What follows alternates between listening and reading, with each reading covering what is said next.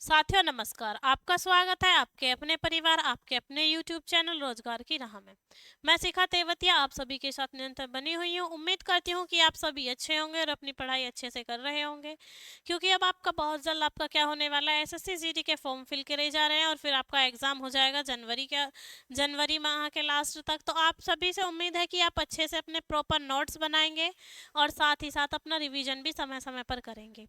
आप सभी जानते हैं कि जो हमारी पहली क्लास थी बायोलॉजी की, उसमें हमने आपको इम्पोर्टेंट पॉइंट्स कराए थे और साथ ही साथ ये बताया था कि जो हमारे बायोलॉजी के पिता हैं यानी आपके जो जीव विज्ञान के जनक है वो अरस्तु को माना जाता है। अरस्तु ने भी क्या किया था, जीव विज्ञान को दो समूहों में बांटा था। तो कौन सा समूह था? पादप समूह और जंतु समूह। उसके बाद कार्ल लिनियस ने भी उसे दो वर्गों में बांटा, जिसे हम आधुनिक वर्गीकरण का पिता कहते हैं। उसने भी दो जगत में बांटा, एक पादप जगत और दूसरा जंतु जगत। उसके बाद 1969 में वीटर ने उसे 5 जगत में बांटा, जिसमें हम मोनेरा, प्रोटेस्टा, जंतु जगत, पादप जगत और आपका फंगस यानी कवक पढ़ चुके हैं। उसके बाद आज हम शुरू कर रहे हैं प्राणी विज्ञान, और प्राणी विज्ञान में हम क्या पढ़ने वाले हैं वो हम देखते हैं और शुरू करते हैं आज की अपनी क्लास। तो आप रेडी हो जाइए अपने नोटबुक और पेन लेकर।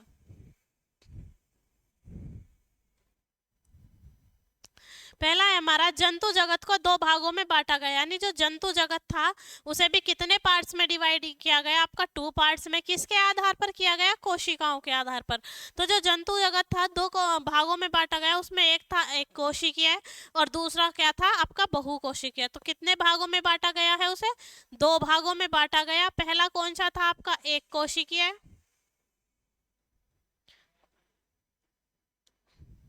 कोशिकीय, और दूसरा था आपका क्या? बहुकोशिकीय। दूसरा था आपका बहुकोशिकीय। ठीक है, उसके बाद हम बात करते हैं एक कोशिकीय जीव की, जो संघ प्रोटोजोआ में आते हैं। यानी जो एक कोशिकीय जीव है वो किस में आते हैं? आपके संघ प्रोटोजोआ में आते हैं। और जो आपके बहुकोश के जीव हैं वो मोटोजोआ में आते हैं। तो हम बात कर रहे हैं यहाँ पर किसकी? प्रोटोजोआ की, जिसमें क्या होता है? आपके यूनिसेल्युलर होते हैं, एक कोशिकीय होते हैं। उसमें आपका क्या, एक कोश के जीव हैं और उन्हें आपका नाम दिया है किसने? ये दिया है आपका गोल्डफिश ने। किसने दिया है? आपका गोल्डफिश ने इसका नाम दिया है। क्या नाम दिया है आपका? एक कोशिकीय जीव किसने दिया है? आपका गोल्डफिश ने। गोल्डफिश ने नाम दिया है किसका? एक कोश के जीव संघ जो था उसे प्रोटोजोआ में कंटेन किया गया, और ये जो नाम दिया था ये किसने दिया था? आपका गोल्डफिश ने दिया था। उसके बाद प्रोटोजोआ में सभी जैविक क्रियाएं, यानी जो प्रोटोजोआ है, जो प्रोटोजोआ है उसमें सभी जैविक क्रियाएं आती हैं, एक कोशिकीय होती हैं। प्रोटोजोआ में कैसी होती हैं? सारी प्रक्रियाएं एक कोशिकीय होती है, यानी यूनिसेल्युलर होती हैं। तो उसमें हमसे बोला गया है कि इनमें प्रमुख क्या है? इसमें जो यानी जो आपकी प्रोटोजोआ में एक कोशिकीय आपकी क्रियाएं होती हैं, इनमें प्रमुख क्या है? तो इनमें आपका प्रमुख है आपका अमीबा। क्या है प्रमुख आपका? अमीबा। दूसरा है आपका ट्रिपेनोमिया, ट्रिपेनोमिया, हिस्टोलिटिका,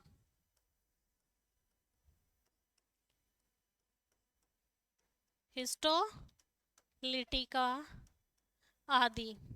क्या है ये? आपके क्या है? आपके प्रोटोजोआ हैं, वो प्रोटोजोआ जिनमें क्या होता है कि आपकी जैविक क्रियाएं जितनी भी होती हैं वो यूनिसेलुलर होती हैं। तो हमारा क्या हो जाता है? यूनिसेलुलर में प्रमुख क्या है? आपका अमीबा हो गया, आपका हिस्टोलिटिका हो गया, और आपका क्या हो गया? लेशमानिया हो गया, आपका ट्रोपेनेमिया हो गया, और एक और आपका क्या हो गया? आपका प्लाज्मोडियम हो गया। ठीक है, तो ये है हमारे प्रोटोजोआ जो जैविक क्रियाओं में एक कोशिकीय होते हैं। तो एक बार आप राइट डाउन कर लीजिए, उसके बाद हम चलते हैं आगे। ठीक है, अब देखते हैं इनसे होने वाले रोग प्रोटोजोआ से। यानी हमें दिया गया है ट्रिपेनोमिया परजीवी जो है, जो आपका ट्रिपेनोमिया परजीवी है, इससे जो मनुष्य में होता है वो होता है आपका निंद्रा रोग। क्या होता है? आपका निंद्रा रोग होता है। निंद्रा रोग किस में होता है? आपका ट्रिपेनोमिया जो आपका परजीवी है उससे क्या होता है? आपका निंद्रा रोग होता है। फिर हम बात करें लेशमानिया की। लेशमानिया से हमारा होता है कालाजार। क्या होता है? लेशमानिया से हमारा कालाजार होता है। फिर हम बात करें एंड अमीबा हिस्टोलिटिका की, ये भी क्या है, एक परजीवी है। कौन सा परजीवी है आपका, एक कोशिकीय यानी प्रोटोजोआ। एक कोश के जितने भी जीव है उन्हें नाम दिया था गोल्डफस ने, क्या दिया था, गोल्डफस ने, कि इसे क्या बोलते हैं हम, प्रोटोजोआ बोलते हैं। फिर हमसे पूछा गया अमीबा एंड हिस्टोलिका से बोलते हैं इसे बड़ी आंत या पेचिस, क्या बोलते हैं, इसमें जो बीमारी होती है वो होती है बड़ी आंत या पेचिस। बड़ी आंत बोल दीजिए या आपका क्या बोल दीजिए, पेचिस बोल दीजिए। उसके बाद हम बात करते हैं प्लाज्मोडियम की। जो प्लाज्मोडियम परजीवी है इससे क्या होता है, हमारा मलेरिया रोग होता है। क्या होता है इससे, हमें मलेरिया रोग होता है।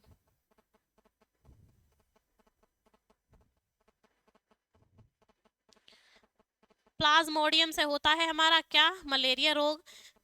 ठीक है, एक बार राइट डाउन कर लीजिए आप। ट्रोपोनोमिया से आपका निंद्रा रोग, लेशमानिया से कालाजार, एंड अमीबा हिस्टोलिका से बड़ी आंत या पेचिस, और प्लाज्मोडियम से आपका क्या होता है, मलेरिया रोग। उसके बाद हम चलते हैं आगे। आगे हमें कहा गया है कि जो बहुकोशिकीय जीव हैं यानी जो मोटाजोआ में आते हैं वो 9 संघों में बांटे गए हैं। अब वो 9 संघ कौन कौन से हैं वो हम देखेंगे एक बार। 9 संघ जो है, जो बहुकोशिकीय जीव के 9 संघ हैं, उसमें पहला हो जाता है आपका पेरीफेरा, पेरीफेरा संघ। दूसरा आपका हो जाता है सिलेंट्रेटा,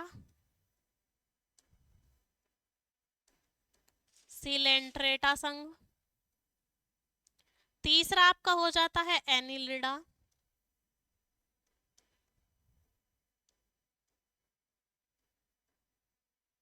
चौथा आपका हो जाता है आपका ऑर्थोपोडा,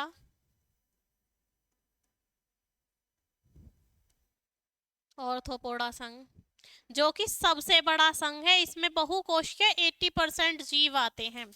ठीक है, उसके बाद हमारा आ जाता है आपका मोलस्का। उसके बाद आ जाता है आपका कार्डेटा, कार्डेटा। अब हमारा आता है एक और संघ जिसे हम बोलते हैं आपका क्या, निमोडेटा, निमोडेटा। उसके बाद हम बात करें तो एक आता है हमारा इकानोडर्मेटा। क्या आता है आपका, इकानोडर्मेटा।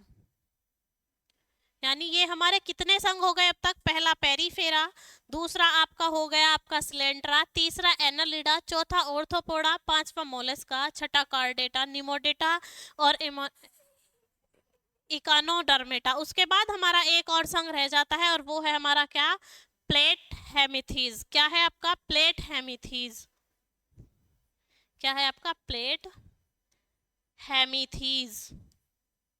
ये हमारे 9 संघ हो जाते हैं। किसने बांटा है इन्हें, बहुकोश के जितने भी जीव थे उन्हें किसमें बांटा, 9 संघ में।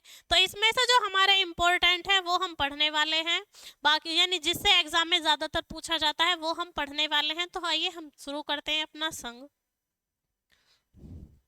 तो 9 संघों में बांटा गया था किसको, आपका बहुकोश के जीवों को, जिनके 9 संघों के बारे में इनके नाम हम जान चुके हैं। उसके बाद हम डिटेल से पढ़ते हैं किसको, संघ पेरीफेरा को। किसको पढ़ते हैं हम डिटेल से, संघ पेरीफेरा को। ये सबसे छोटा संघ है। ये कैसा संघ है, ये सबसे छोटा संघ है।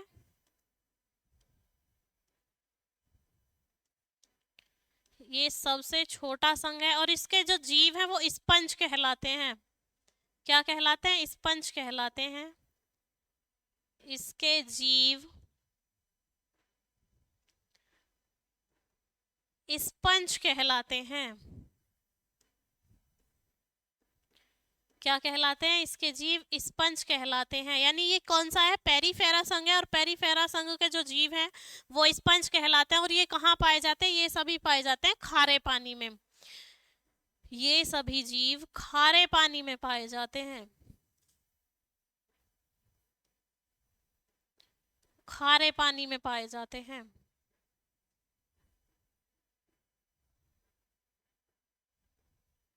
पाए जाते हैं। ठीक है, ये हमारा कौन सा संघ था? ये सबसे छोटा संघ था। कौन सा संघ? पेरिफेरा। इसके जो जंतु हैं वो क्या कहलाते हैं? हमारे स्पंज कहलाते हैं। और आपके कहाँ पाए जाते हैं? खारे पानी में। उसके बाद हम बात करें अगर सिलेंट्रेटा की, तो सिलेंट्रेटा के जो जंतु हैं वो कहाँ पाए जाते हैं? समुद्री जल में पाए जाते हैं।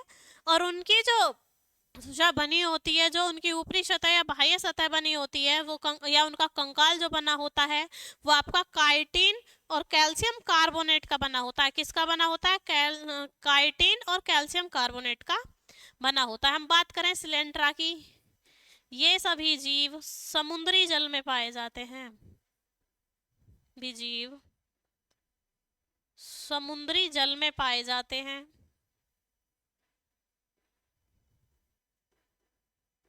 समुद्री जल में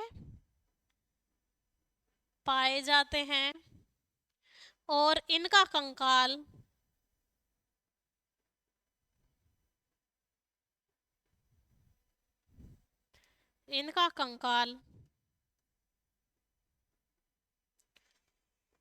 काइटिन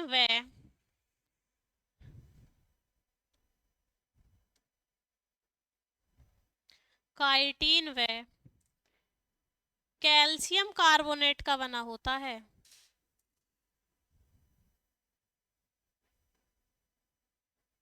कैल्शियम कार्बोनेट का बना होता है। अगर हम इसमें बात करें, आपके उदाहरण क्या है सिलेंट्रा के, तो इसमें हमारा आ जाएगा जेलीफिश, हाइड्रा, मूंगा, ये सब आने वाले हैं। ठीक है, अगर हम बात करते हैं उदाहरण की, तो जेलीफिश,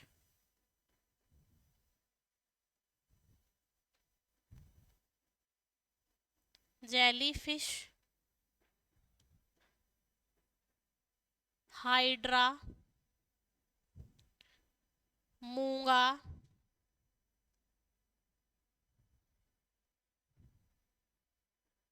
मूंगा, फाइसेलिया।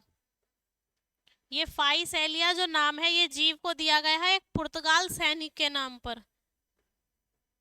पुर्तगाल सैनिक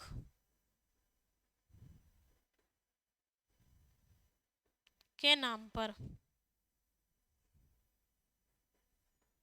पर, यानी ये आप नोट कर लीजिए कि जो बहुकोशिकीय संघ था उन्हें कितने भागों में बांटा? 9 में, जिसमें हमने पहला पढ़ा है पेरिफेरा, जो सबसे छोटा संघ है। और उसके जो जंतु हैं वो कैसे होते हैं? आपके होते हैं स्पंज, और कैसे रहते हैं? खारे पानी में। लेकिन अगर हम बात करें सिलेंट्रेटा की, तो सिलेंट्रेटा के जो जीव हैं वो समुद्री जल में पाए जाते हैं। कंकाल काइटिन का और कैल्शियम कार्बोनेट का बना होता है। और जो उदाहरण है उसमें जेलीफिश, हाइड्रा, मूंगा और फाइसेलिया, ये क्या है? आपके पुर्तगाली सैनिक हैं। उसके बाद हम बात करते हैं संघ एनालिडा की। संघ एनालिडा की अगर हम संघ एनालिडा की अगर हम बात करें, तो ये कैसा संघ है? ये एक ऐसा संघ है, इसके जो जंतु हैं वो बेलनाकार होते हैं, यानी सिलेंड्रिकल शेप में होते हैं। और जो उनकी शेप है वो कई खंडों में विभक्त होती है। जैसे हम एग्जांपल के लिए अगर लें आपका केंचुआ, केंचुआ क्या है? वो द्विलिंगी है। और उसे केंचुए को क्या कहते हैं? हम किसान का मित्र भी कहते हैं। तो हम एनालिडा की बात करते हैं। इसमें जो जीव हैं के सभी जीवों का आकार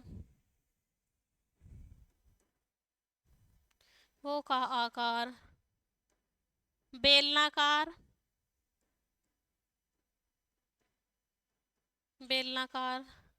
तथा खंडयुक्त होता है, यानी खंडों में विभक्त होता है, खंडयुक्त होता है। उदाहरण के लिए हम ले लेते हैं आपका क्या? केंचुआ।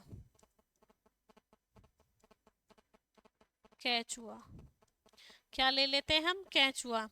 ठीक है, यानी जो संघ एनालिडा है उसमें क्या होता है आपका कि जो बॉडी शेप होती है उनकी सिलेंड्रिकल शेप में होती है, कई खंडों में विभक्त होते हैं। उसके बाद अगर हम बात करें, तो एनालिडा ही एक ऐसा ग्रुप है बहुजीवीय कोशिकाओं का जिसमें सबसे पहला बंद रुधिर परिसंचरण तंत्र पाया गया। क्या पाया गया? बंद रुधिर संचरण तंत्र पाया गया। यानी एनालिडा में ही सर्वप्रथम बंद रुधिर परिसंचरण तंत्र पाया गया। क्या पाया गया आपका? बंद रुधिर परिसंचरण तंत्र। परिसंचरण तंत्र पाया गया, पाया गया जो एक रुधिरहारी जीव है।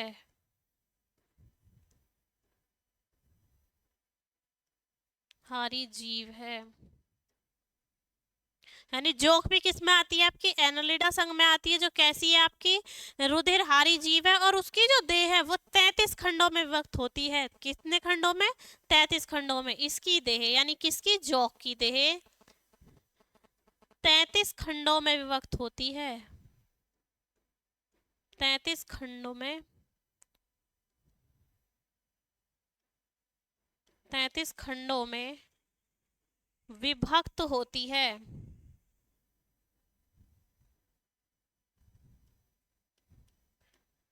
33 खंडों में क्या होती है? इस जोक की जो देह है वो विभक्त होती है।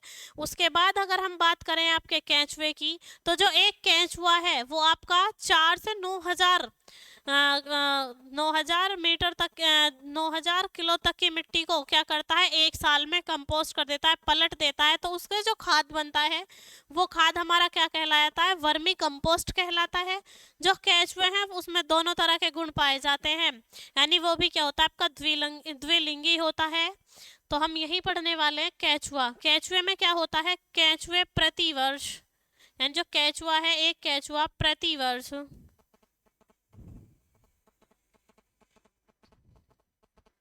केंचुआ प्रतिवर्ष 4,000 से 9,000 जी तक मिट्टी को पलट देता है। ठीक हो, पलटता है। इससे बना खाद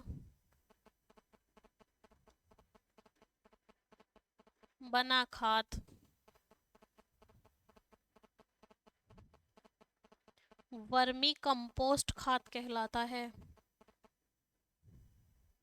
वर्मी कंपोस्ट खाद कहलाता है। क्या कहलाता है आपका? वर्मी कंपोस्ट खाद कहलाता है।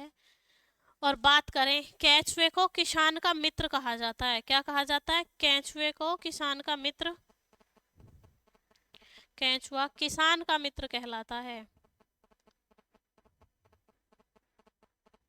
किसान का मित्र कहलाता है। मित्र इसलिए कहलाता है किसान का क्योंकि ये जो मिट्टी है उसे उपजाऊ बनाता है, कहलाता है। यदि हम केंचुए पर यदि हम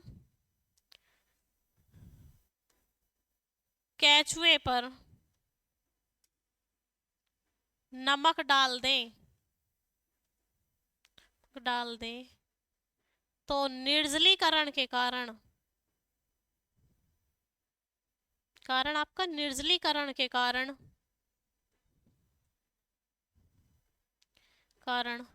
उसकी मृत्यु हो जाएगी।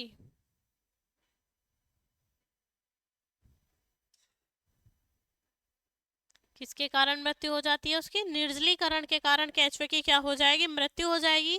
क्योंकि ये जो श्वसन करते हैं वो किससे करते हैं? अपनी स्किन से करते हैं। जो रंध्र होते हैं इनकी स्किन पर छेद होते हैं उनसे करते हैं। तो ये हुआ हमारा एनालिडा संघ। यानी इसमें क्या था कि जो इनका शरीर है वो कैसा है? बेलनाकार शेप में है। और साथ ही साथ वो किस तरीके से वर्क कर रहा है कि उसमें जो खंड युक्त देह है वो क्या है? जैसे कि हम केंचुआ ले लें, जोक ले लें। जोक की बात करें तो हमें उसमें सबसे पहले पता था कि ये क्या है आपका? बंद रुधिर परिसंचरण के तंत्र के थ्रू। जो क्या है? एक रुधिरहारी है। रुधिरहारी से मतलब है कि खून चूसने वाला एक जीव है जिसे हम रुधिरहारी कहते हैं।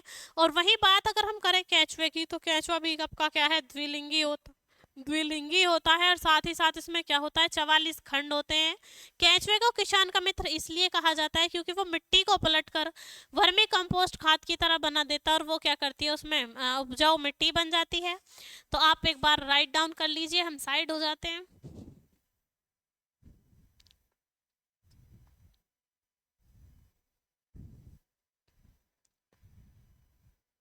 अब हम बात करते हैं संघ ऑर्थोपोडा की।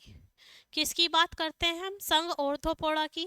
ये बहुकोश के जीवों का सबसे बड़ा संघ है, यानी इसमें कितने आपके 80% बहुकोश के जीव किस में आ जाते हैं? आपके ऑर्थोपोडा में आ जाते हैं। उसके बाद अगर हम बात करें कि इसका जो बाह्य कंकाल है वो किससे बना होता है, तो इनका बाह्य कंकाल बना होता है आपका काइटिन का। किसका बना होता है?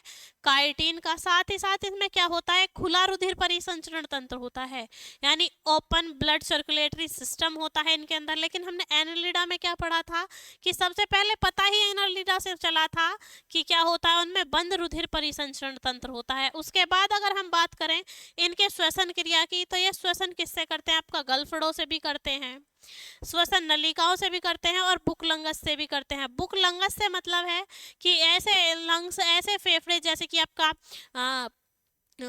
मकड़ी हुई, कॉकरोच हुआ, ये सब जो आपका श्वसन करते हैं वो करते हैं आपके बुकलंगस से। किससे करते हैं? आपके बुकलंगस से। तो ये बात होती है ऑर्थोपोडा की। तो शुरू करते हैं हम। यह है बहुकोश के जीवों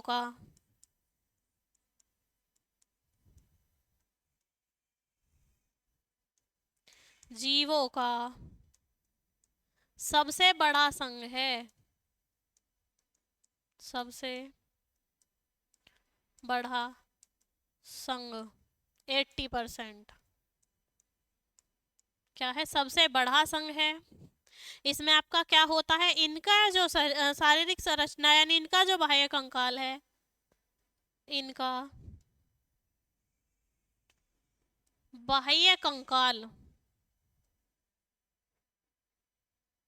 काइटिन का बना होता है। किसका बना होता है? आपका काइटिन का बना होता है।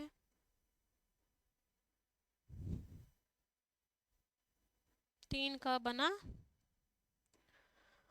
होता है। यह श्वसन के लिए, इनमें श्वसन की प्रक्रिया, श्वसन प्रक्रिया, श्वसन प्रक्रिया, गलफड़ों, श्वसन नली का, श्वसन नली तथा बुकलंगस से होते हैं। तथा बुकलंगस, बुकलंग्स के द्वारा होता है। के द्वारा होती है, यानी जो इनमें श्वसन की प्रक्रिया है वो किससे होती है? गलफड़ों से भी होती है, आपकी श्वसन नलिका से भी होती है, और आपकी बुकलंगस से भी होती है। उसके बाद हम बात करते हैं कि जो ऑर्थोपोडा हैं वो 6 पैर वाले भी हैं, आपके 8 पैर वाले भी हैं, 10 पैर वाले भी हैं, और उससे अधिक पैर वाले भी। तो हम सबसे पहले बात कर लेते हैं 6 पैर वाले ऑर्थोपोडाओं की। किसकी बात कर लेते हैं हम? 6 पैर वाले ऑर्थोपोडाओं की। 6 पैर वाले ऑर्थोपोडा।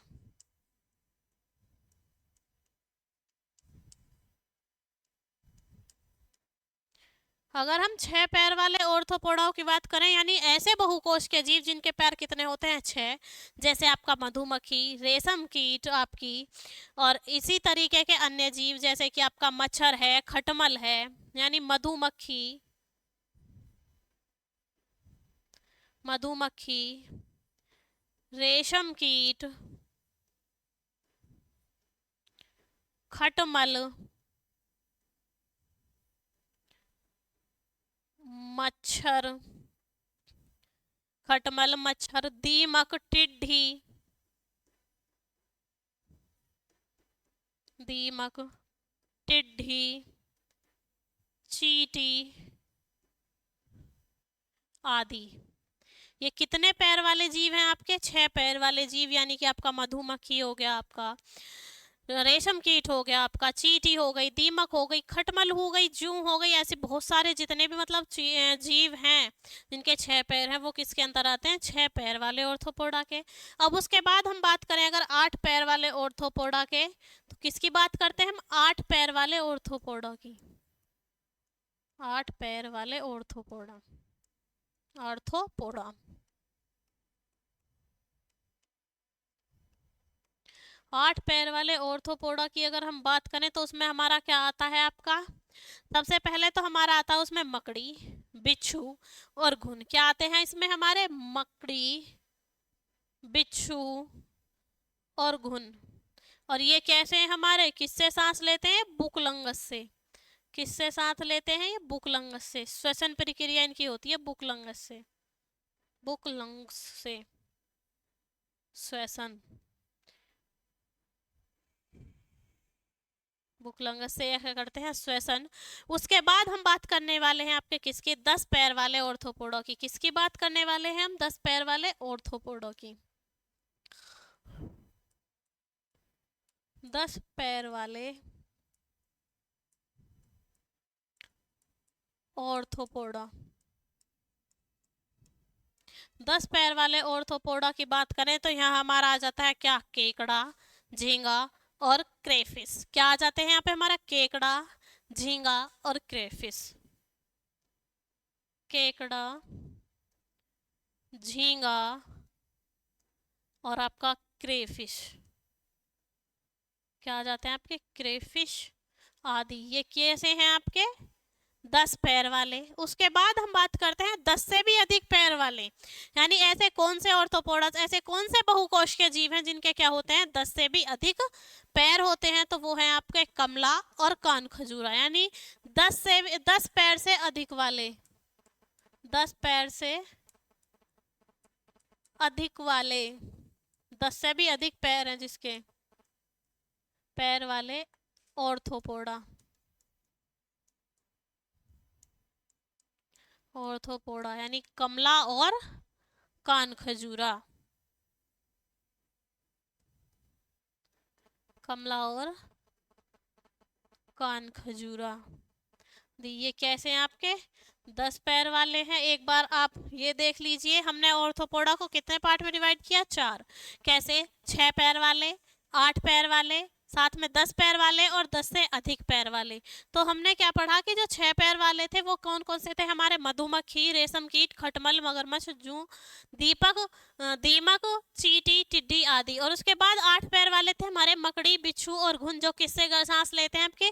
जो इनका श्वसन है वो किससे होता है? बुकलंगस से। उसके बाद हम आए थे कहाँ? हम आए थे 10 पैर वाले ऑर्थोपोडा पर, और 10 पैर वाले ऑर्थोपोडा में हमारा केकड़ा, झींगा और क्रेफिश थी। और 10 से अधिक पैर वाले हमने अपने, आप सभी ने कान खजूरा देखा होगा, उसके बहुत सारे पैर होते हैं। तो 10 से अधिक पैर वाले जो हैं वो है आपके कमला और आपका कान खजूरा। उसके बाद अगर हम बात करें कॉकरोच की, जो आपके किस में आता है? आपके 6 पैर वाले ऑर्थोपोडा में आता है। तो जो कॉकरोच का हार्ट है उसका जो चैम्बर होता है वो होता है 13 चैम्बर का। जो कॉकरोच का हृदय है वो 13 चैम्बर का होता है।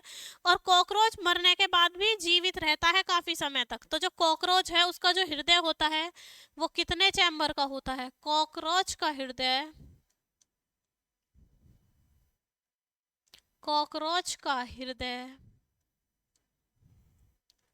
13 प्रकोष्ठ का या चैम्बर का, प्रकोष्ठ भी बोल सकते हैं और चैम्बर भी बोल सकते हैं, चैम्बर का होता है। उसके बाद हम बात करते हैं चींटी की। किसकी बात करते हैं? 6 पैर वाले एक ऑर्थोपोडा की, जो है हमारा क्या? चींटी। अगर हम चींटी की बात करें तो चींटी एक कैसा प्राणी है?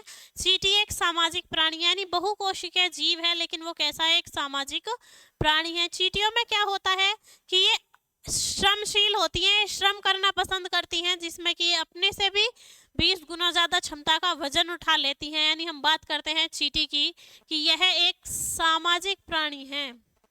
यह एक कैसा प्राणी है आपका? सामाजिक प्राणी है, जो श्रम करने में, जो श्रम करने में योग्य है। क्या करती है? वो परिश्रम करती है, श्रम करती है, यानी श्रम करने के लिए योग्य है।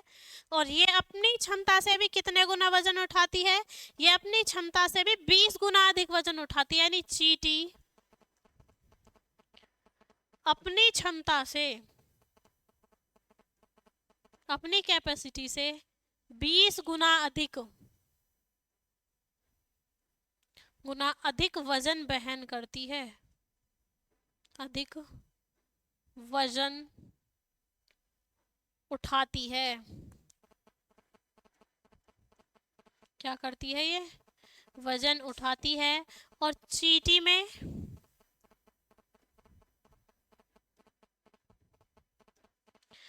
में संयुक्त नेत्र होते हैं। संयुक्त नेत्र होते हैं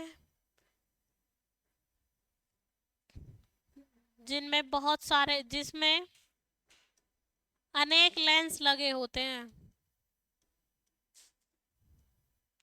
अनेक लेंस लगे होते हैं, यानी जो चींटी है उसमें संयुक्त नेत्र होते हैं और उनमें भी क्या होता है, बहुत सारे क्या लगे होते हैं, अनेक लेंस होते हैं उनके नेत्र में, जिससे कि वो चारों तरफ देख पाती हैं। लेकिन ये कहते हैं कि जो चींटी एक ही कतार में चलती हैं, एक ही लाइन में चलती हैं, वो एक आपका एंजाइम है, वो है आपका क्या, कि जो चींटियां एक लाइन में चलती हैं वो जो एक फिरोमेन रसायन है उसके द्वारा चलती है। यानी चींटियों का एक लाइन में चलना क्या है आपका, फिरोमेन रसायन के कारण है। चींटियों का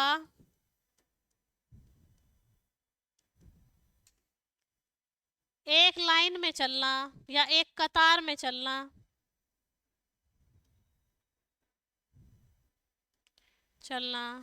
फिरोमेन रसायन के कारण है।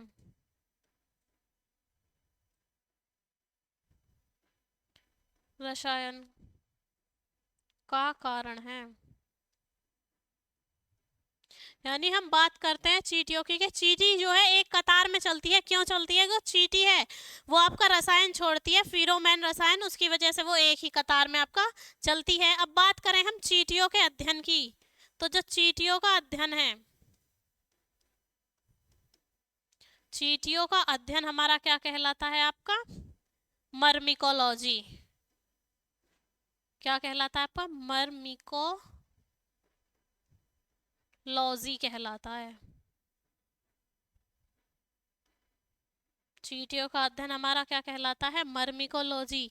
यानी हमने बात करी चींटी की। चींटी एक कैसा प्राणी है? सामाजिक प्राणी है, अपने श्रम में विश्वास रखती है, और दूसरा क्या है कि अपने से भी 20 गुना ज्यादा वजन का वहन करती है, उठा सकती है। साथ ही साथ जो चींटी है उसमें एक संयुक्त नेत्र होते हैं, यानी कॉम्प्लेक्स आइज होती हैं, और उसमें भी क्या लगे होते हैं आपके, बहुत सारे लेंस लगे होते हैं। उसके बाद अगर हम बात करें कि चींटी किस तरीके से, हमने देखा है कि हमेशा एक ही कतार में चलती हैं, तो फिरोमेन रसायन को छोड़ते हुए चलती हैं, इसलिए चींटियां क्या चलती हैं, एक ही कतार में चलती हैं। उसके बाद अगर हम बात करें कि जो चींटियों का अध्ययन है वो किस में किया जाता है, तो चींटियों का अध्ययन किया जाता है आपका मर्मिकोलॉजी में। किस में किया जाता है आपका? मर्मिकोलॉजी में। उसके बाद अगर हम बात करें आपका मधुमक्खियों का अध्ययन, किसके अध्ययन की बात करें हम? मधुमक्खियों के अध्ययन की। मधुमक्खियों का अध्ययन की। जो मधुमक्खियां हैं उनका अध्ययन हमारा किस में किया जाता है? तो मधुमक्खियों का अध्ययन किया जाता है आपका एपीकल्चर में। किस में किया जाता है आपका? एपीकल्चर में। एपीकल्चर में। फिर हम बात करें आपका रेशम कीट का अध्ययन, यानी रेशम का जो उत्पादन होता है, रेशम कीट का जो विज्ञान है वो हमारा क्या है आपका? सेरीकल्चर। रेशम कीट का विज्ञान, रेशम कीट का अध्ययन, रेशम कीट के अध्ययन की अगर हम बात करें, यानी जो रेशम का कीड़ा है उसके अध्ययन की अगर हम बात करें, तो वो हमारा होता है सेरीकल्चर से। किससे होता है आपका? सेरीकल्चर से। रेशम कीट का अध्ययन होता है आपका सेरीकल्चर से। ठीक है। उसके बाद है जुगनू में जो प्रकाश उत्पन्न होता है, जो जुगनू रात को टिमटिमाता हुआ चलता है, प्रकाश उत्पन्न करता हुआ चलता है, वो चलता है आपका ल्यूकोफेरिन की वजह से। किसकी वजह से चलता है? ल्यूकोफेरिन की वजह से। जुगनू में, जुगनू का रात को टिमटिमाना या चमकना को, जुगनू का रात को जलना या टिमटिमाना, जलना या चमकना, ल्यूकोफेरिन, ल्यूकोफेरिन के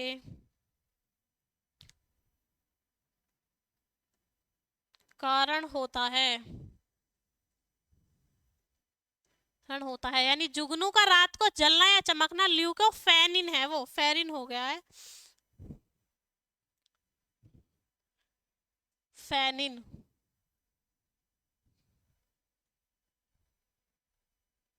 ल्यूकोफेनिन की वजह से क्या होता है कि जुगनू जो है वो रात को चमकता है। उसके बाद हम बात करते हैं मधुमक्खियों की, यानी मधुमक्खियों से हमें क्या मिलता है, शहद। तो हम बात करते हैं मधुमक्खियों की कि जो मधुमक्खियां हैं वो रानी मधुमक्खी जो है वो प्रतिदिन 2000 के समथिंग अंडे देती है। जो रानी मधुमक्खी है, जो मधुमक्खियों के छत्ते में रहती है मधुमक्खियां, जिसमें रानी मधुमक्खी प्रतिदिन 2000 तक अंडे देती है। यानी हम बात करें कि मधुमक्खियों में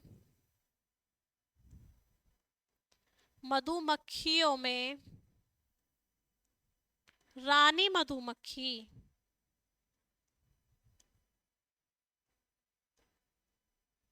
मधुमक्खी प्रतिदिन 2000 तक अंडे देती है।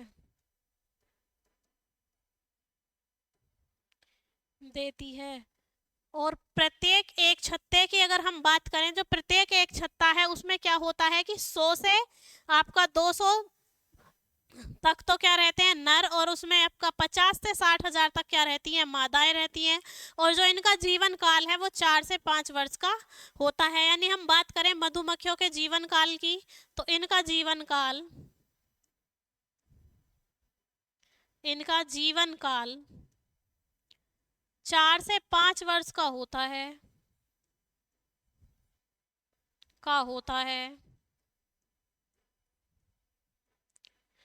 है तथा एक छत्ते